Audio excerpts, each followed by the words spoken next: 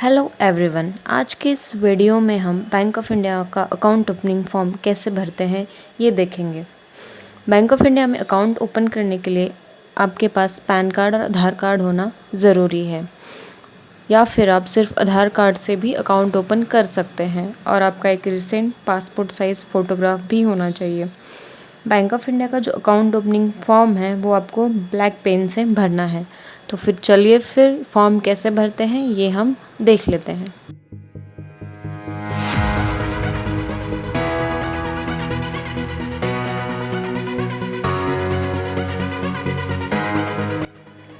Bank of India का form Hindi और English ये दोनों भाषाओं में अवेलेबल है। आप जिस लैंग्वेज में कंफर्टेबल हैं आप उस लैंग्वेज में वो फॉर्म भर सकते हैं।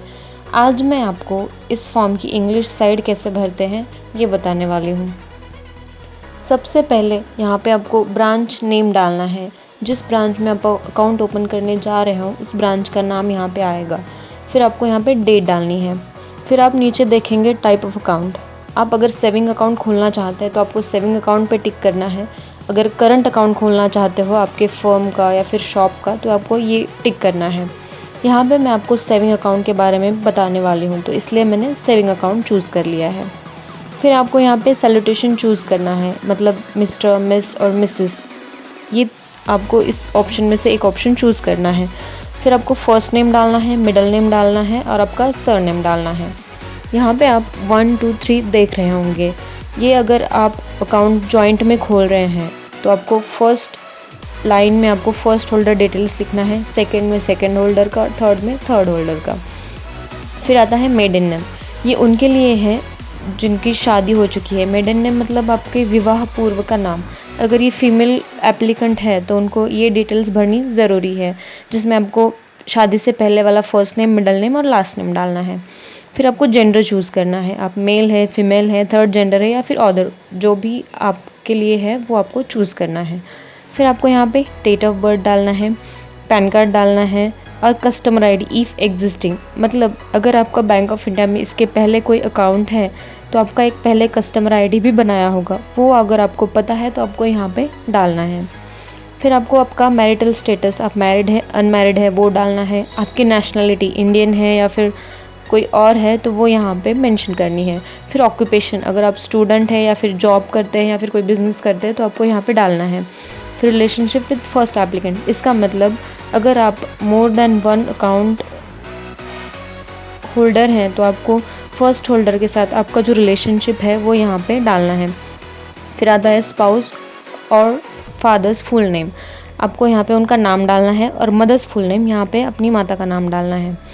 फिर आपको नीचे कुछ ऑप्शंस दिखाई दे रहे हैं जैसे minor, senior citizen, staff, pensioner, NRI या फिर ट्रस्ट, एचयूएफ, जनरल। इसमें से जो आपके लिए सूटेबल है उस पर आपको टिक करना है। जैसे मैंने यहाँ पे जनरल को टिक किया है।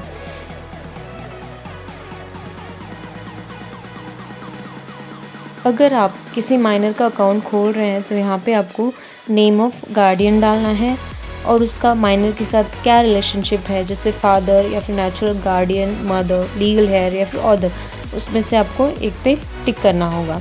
फिर आप नीचे देख रहे होंगे जो बैंक आपको जो फैसिलिटीज़ देती है उसकी आपको यहाँ पे लिस्ट दिख रही है, जैसे चेकबुक, पासबुक, ईमेल या फिर आपको स्टेटमेंट किस फ्रीक्वेंसी में चाहिए या फिर इंटरनेट बैंकिंग, डेबिट कार्ड। इनमें से आपको जो फैसिलिटी आपको अवेल करनी है वो आप इसको टिक कर सकते हैं। तो अकाउंट ओपनिंग के टाइम पे ही वो फैसिलिटी आपको अलाउ कर दी जाएगी।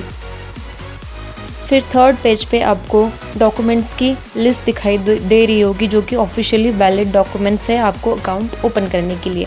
उसमें से जो जो आप सबमिट कर रहे हैं डॉक्यूमेंट्स उसमें आपको टिक कर देना है। फिर नीचे फ़ोटो आइडेंटिटी और एड्रेस प्रूफ आइडेंटिटी ये दिख रहा होगा, उसमें आपको टाइप यानी आप क्या सबमिट कर रहे हैं। जैसे फ़ोटो आइडेंटिटी में पैन कार्ड दे रहे हो तो यहाँ पे पैन लिखना है, या फिर वोटर आईडी दे रहे हो तो यहाँ पे वोटर आईडी लिखनी है। सेम एड्रेस प्रूफ में आप जो भी दे रहे हैं, आधार कार्ड दे रहे हो तो यहाँ पे आधार कार्ड लिखना है। फिर नंबर, अगर आप पैन सबमिट कर रहे हो तो उसका नंबर नीचे आएगा। इशूइंग अथॉरिटी, जैसे पैन कार्ड की issuing authority government of India तो वो यहाँ पे आपको लिखनी है। Date of issue, place of issue और वैलिड अप टू, ये अगर आपको उस आईडी पे लिखा हुआ मिलेगा तो डालना है, नहीं तो ये ज़रूरी नहीं है। ये आपको पासपोर्ट के केस में कंपलसरी यहाँ पे भरना होगा।